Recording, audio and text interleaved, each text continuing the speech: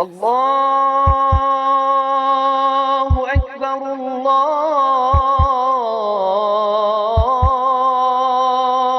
اکبر۔ گفتگو کرنے کے لیے اسی سورہ مبارکہ کو سرنامہ کلام قرار دیا جو ہم اصحار ثواب کے لیے کسی بھی مرحوم کی مجلس یا فاتحہ خوانی میں پڑھتے ہیں، جسے ہم سورہ حمد کہتے ہیں۔ اس وقت کی گفتگو میں سورہ مبارکہ حمد کے ظاہری مطالب، معانی اور مفاہیم ہیں، اور جو پہلے سے آپ کے اذہان میں موجود ہیں، کوئی نئی بات نہیں ہے، پہلے سے موجود ہیں، بس ایک جگہ جمع کر کے انہیں مطالب اور معانی اور مفاہیم کو دوبارہ آپ کے سامنے رکھ دینا ہے اور بیان کر دینا ہے۔ نماز سے ملا ہوا وقت بھی ہے، نماز ہوگی تو پھر سورہ ہم پڑھیں گے انشاءاللہ۔ اس لیے بیان کیے دے رہا ہوں کہ جب بھی سورہ ہم پڑھیں تو لطف دوبارہ ہو جائے، دگنا ہو جائے، چونکہ جب مطالب، معانی اور مفاہیم ذہن میں رہیں گے اور پھر ہم سورہ کی تلاوت کریں گے تو اس کا فیض بھی بڑھ جائے گا، اس کا لطف بھی بڑھ جائے گا انشاءاللہ۔ سورہ ہم فضیلت کے لیے بس اتنا ہی کافی ہے کہ لا صلاۃ الا بفاتحۃ الکتاب۔ جس نماز میں سورہ ہم نہ ہو وہ نماز نماز ہی نہیں ہے۔ فضیلت کے لیے بس یہ بات کافی ہے۔ سورہ ہم کا آغاز پروردگار عالم نے فرمایا ہے، بسم اللہ الرحمن الرحیم، الحمد للہ رب العالمین۔ ترجمہ اس کا ہوتا ہے کہ تمام تعریفیں ہیں اس اللہ کے لیے کہ جو عالمین کا پالنے والا۔ تعریف کے لیے یہاں اللہ نے حمد رکھا ہے، حمد یعنی تعریف۔ تعریف کے لیے عربی ڈکشنری اور لغت میں دو لفظ استعمال ہوتے ہیں، ایک حمد ہے اور ایک مدح ہے۔ میم دال ہے مدح۔ مدح جو ہے اس کے معنی بھی تعریف ہے، حمد کے معنی بھی تعریف ہے، مگر دونوں تعریف کے درمیان بہت فرق ہے۔ غیر اختیاری کمال پر تعریف کو مدح بولتے ہیں۔ مثلا پنکھا بہت اچھی ہوا دے رہا ہے، پنکھا بہت اچھی ہوا دے رہا ہے، تو یہ تعریف ہے مگر حمد نہیں، یہ مدح ہے۔ اس لیے کہ پنکھا اچھی ہوا خود نہیں دے رہا ہے، کسی نے اس کو اس قابل بنایا ہے تو اچھی ہوا دے رہا ہے۔ اس کا کمال یہ، اس کا کمال نہیں، یہ اختیاری کمال نہیں ہے، تو یہ تعریف کون سی ہوگی؟ حمد نہیں ہوگی، مدح ہوگی۔ حمد کہتے ہیں اس تعریف کو جو اختیاری کمال پر کی جائے۔ اللہ کی جتنی بھی تعریف ہے اس کے اختیاری کمالات کے سلسلے سے کی جاتی ہے۔ ہم سے پہلے الف لام لگایا اللہ نے۔ الف لام کا مطلب تمام، لغت کے اعتبار سے، گرامر کے اعتبار سے اس الف لام کو جنسی کہا جاتا ہے۔ تمام تعریف اللہ کے لیے ہے۔ اب تمام تعریف میں آپ قسمیں کر سکتے ہیں، یعنی تعریف کی جتنی بھی قسمیں ہیں سب اللہ کے لیے ہیں۔ تعریف کی آپ چاہے جتنی قسمیں کریں، سب کس کے لیے ہیں؟ اللہ کے لیے۔ تو ایک تو تفسیر یہ ہو گئی، دوسری تفسیر یہ بڑی عظیم تفسیر، تمام تعریف اللہ کے لیے ہے۔ اس کا مطلب کیا ہوا؟ جس کی بھی تعریف کیجیے بلند کے اللہ ہی کی طرف جاری ہے۔ مرثیہ خانی کی سوس خانی بھی بہت پیارا مرثیہ اور سوس خانی فرمائے خورشید اکبر صاحب نے، کوئی باہر نکلے اور کہے کہ کیا انداز تھا، کیا لہجہ تھا، کیا آواز تھی، کیا ساز تھا، کیا سوس تھا، تو یہ جو سوز ان کے گلے میں پیدا کیا انہوں نے خود ہی کر لیا۔ یہ سوز جو ان کے گلے میں پیدا کیا انہوں نے خود نہیں کیا ہے، اللہ نے پیدا کیا ہے تو قابل تعریف بنے ہیں۔ اس کا مطلب تعریف ان کی ہو رہی ہے لیکن اصل میں وہ تعریف پلٹ کے جا رہی ہے اللہ کی طرف۔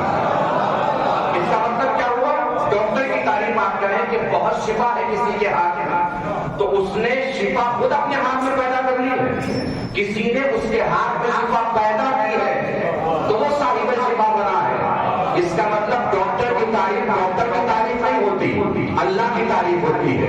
کسی آواز کی تعریف نہیں ہوتی، اللہ کی تعریف ہوتی ہے۔ کسی کے انداز کی تعریف اس کے انداز کی تعریف نہیں ہوتی، اللہ کی تعریف ہوتی ہے۔ اس کا مطلب خلقت کی تعریف نہیں ہے، خالق کی تعریف ہے۔ صنعت کی تعریف نہیں ہے، صانع کی تعریف ہے۔ تصویر کی تعریف نہیں ہے، مصور کی تعریف ہے۔ اس لیے آپ قرآن مجید میں جب دیکھیں گے کہ اللہ نے اپنی صفات کس طریقے سے بیان فرمائی ہے، وہ اللہ الخالق الباری المصور، وہ اللہ خالق ہے، باری ہے، اور کیا ہے؟ مصور ہے، تصویر بنانے والا۔ اللہ نے اپنے تعارف میں قرآن مجید میں تصویر کو کئی جگہ استعمال کیا ہے۔ یہ جگہ شاہ فرماتا ہے صورکم فاحسن صورکم، اس نے تمہاری تصویر بنائی، کتنی پیاری تصویر بنائی، کتنی اچھی تصویر بنائی، کتنی خوبصورت تصویر بنائی۔ اللہ نے اپنے تعارف کے منزل مقام میں تصویر کو کیوں رکھا ہے، کس وجہ سے رکھا ہے؟ اب آپ کو اختیاری کمال دکھاتا ہوں، توجہ دیجیے گا۔ کس لیے رکھا تصویر کو؟ درمیان میں پروردگار عالم ہے۔ تصویر ہم بھی لگاتے ہیں، پینٹنگ جسے بولتے ہیں، ہم تصویر لگاتے ہیں، کسی ایسی جگہ لگاتے ہیں جہاں دھول، خاک، مٹی زیادہ نہ پہنچے۔ کوشش کرتے ہیں نا ہم تصویر ایسی جگہ لگائیں، کیوں؟ اس لیے کہ اگر مٹی، دھول یا خاک وہاں تک پہنچے گی تو تصویر دھندلی ہو جائے گی۔ اختیاری کمال دیکھیے پروردگار عالم۔ اسی طریقے سے تصویر ہم وہاں لگاتے ہیں جہاں پانی نہ پہنچ سکے۔ پانی تصویر تک پہنچے گا تو پانی بھی تصویر کو خراب کر دے گا۔ اسی طریقے سے تصویر ہم وہاں لگاتے ہیں جہاں آگ نہ پہنچے۔ آگ اگر تصویر تک پہنچے گی تو آگ تصویر کو جلا دے گا۔ توجہ دی آپ نے؟ اسی طریقے سے تصویر ہم وہاں لگاتے ہیں جہاں مٹی نہ پہنچے، پانی نہ پہنچے، آگ نہ پہنچے۔ تصویر سامنے نہیں لگاتے ہیں دیوار کے باہر روڈ کی طرف، چونکہ وہاں ہواؤں کی گزرگاہ ہوتی ہے، ہوائیں زیادہ آتی جاتی ہیں، تو تصویر ہم وہاں لگاتے ہیں جہاں ہوا زیادہ نہ پہنچے، تیز ہوا تصویر کو نہ لگے۔ اگر تیز ہوا تصویر تک پہنچے گی تو ہوا کی تصویر کو دھندلا کر دے گی، خراب کر دے گی۔ آپ نے شاید توجہ نہیں فرمائی۔ اللہ کے اختیاری کمال محسوس فرمایا، تصویر کے یہ 4 دشمن ہیں، آگ، ہوا، پانی، مٹی۔ آگ، ہوا، پانی، مٹی، آگ، ہوا، پانی، مٹی۔ تصویر کے یہ 4 دشمن، انہیں 4 دشمنوں کو ایک جگہ جمع کر کے ایک انسان کی تصویر بناتے ہیں، اسے اللہ کہتے ہیں۔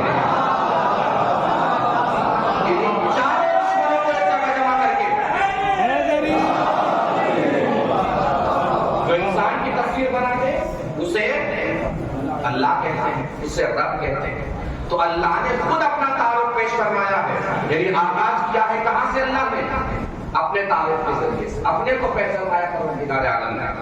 اور یہی مسئلہ اہل بیت علیہ السلام کے ساتھ ہے۔ اہل بیت علیہ السلام کے دربار میں آپ جب بھی جائیے گا، ان کا اولین مقصد یہی ہے کہ اللہ کو پہچانوانا۔ جائیے آپ جس کے پاس بھی جائیں گے آغاز یہیں سے ہوگا، اللہ کو پہچانوانا۔ شہزادی فاطمہ زہرا سلام اللہ علیہا نے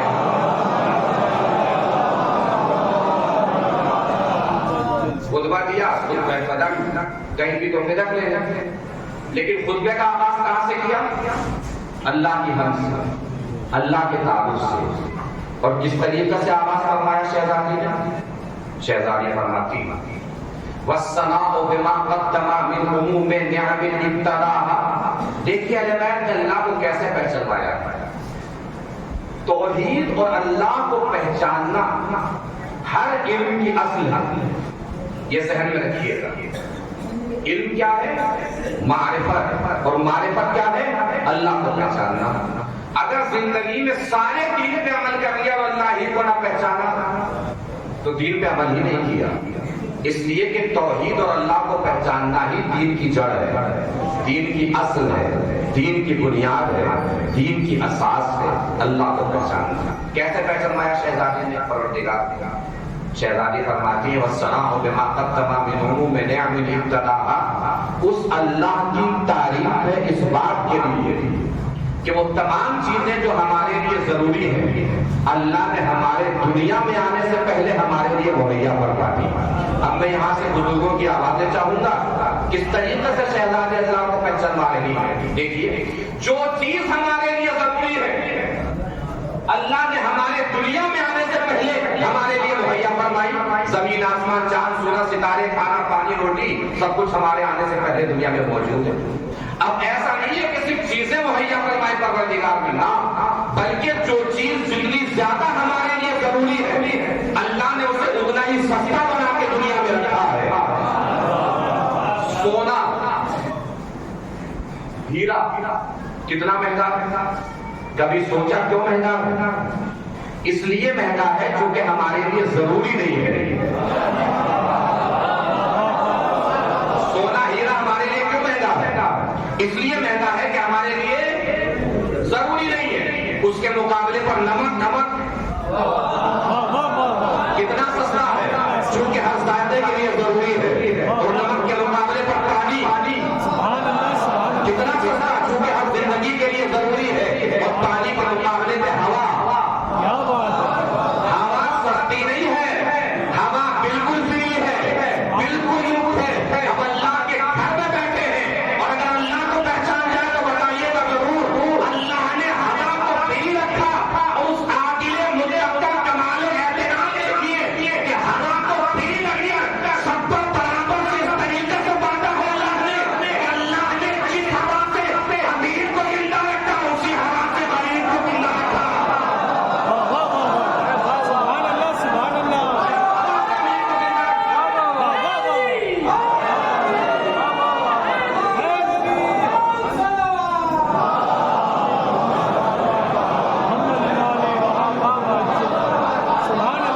غریب کو زندہ رکھا۔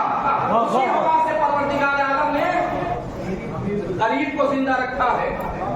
آگے شہزادی فرماتی ہے ابتداء الاشیاء اللہ من شیء کان قبلھا، محسوس فرمائیے گا اس نے چیزوں کو بنایا اس طریقے سے۔ اللہ کو شہزادی کیسے پہچانوا رہی ہے؟ اس نے چیزوں کو بنایا اس طریقے سے کہ ان چیزوں کے پہلے دنیا میں کچھ موجود ہی نہیں تھا۔ چیزیں ہم بھی بناتے ہیں، چیزیں اللہ بھی بناتا، مگر بڑا فرق ہے ہمارے بنانے میں اور اللہ کے بنانے میں۔ ہم نے یہ منبر بنایا، کس چیز سے بنا ہے منبر؟ لکڑی سے۔ محسوس کیجیے گا نظارہ شہزادی کیسے اللہ کو پہچانوا رہے ہیں۔ چیزیں تم بھی بناتے ہو، شہزادی کہہ رہی ہے چیزیں اللہ بھی بناتا ہے، مگر بڑا فرق ہے تمہارے بنانے میں اور اللہ کے بنانے میں۔ ہم نے منبر بنایا، کس چیز سے بنا منبر؟ لکڑی سے۔ لکڑی تھی تبھی تو منبر بنا۔ اللہ نے اس وقت بنایا جب کچھ بنانے کے لیے کچھ موجود بھی نہیں تھا، اور اللہ کا کمال حسن خلقت ملاحظہ کیجیے کہ جسے سب سے پہلے بنایا اسی کو سب سے خوبصورت بنایا۔ یہ اللہ کا کمال ہے کہ جسے سب سے پہلے بنایا اسے سب سے خوبصورت بنایا۔ شہزادی کیا بتا رہی ہے؟ بناتے تم بھی ہو، بناتا اللہ بھی ہے۔ بات پہنچے تو بتانی ہے، بناتے تم بھی ہو، بناتا اللہ بھی ہے، مگر بڑا فرق ہے تمہارے بنانے میں اور اللہ کے بنانے میں۔ تم زیادہ ہی بلندی پر جاتے ہو، برتن بناتے ہو، کس چیز سے بناتے ہو؟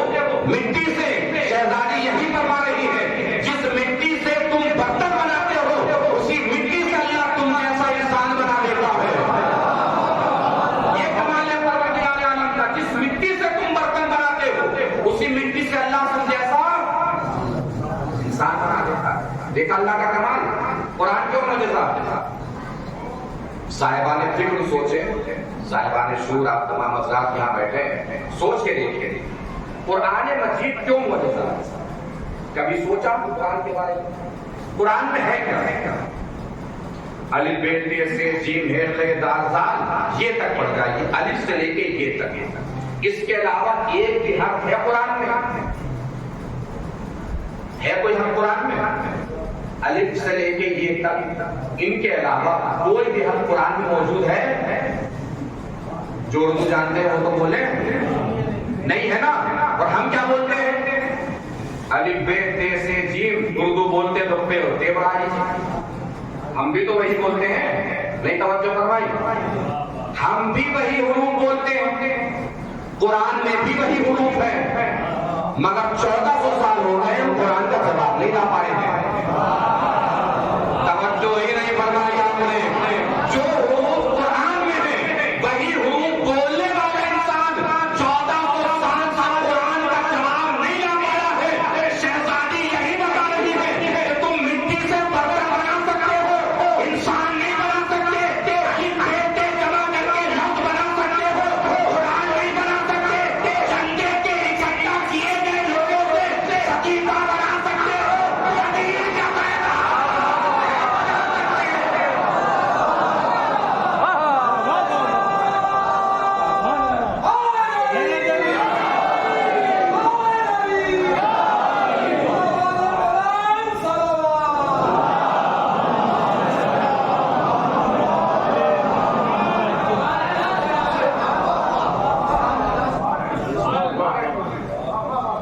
اور ایسا نہیں ہے.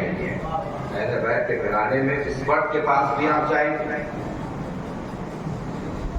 اولین مقصد, پہلا مقصد یہی ہوگا کہ لوگ اللہ کو پہچانیں, لوگ اللہ کو سمجھیں, لوگ اللہ کی معرفت حاصل کریں.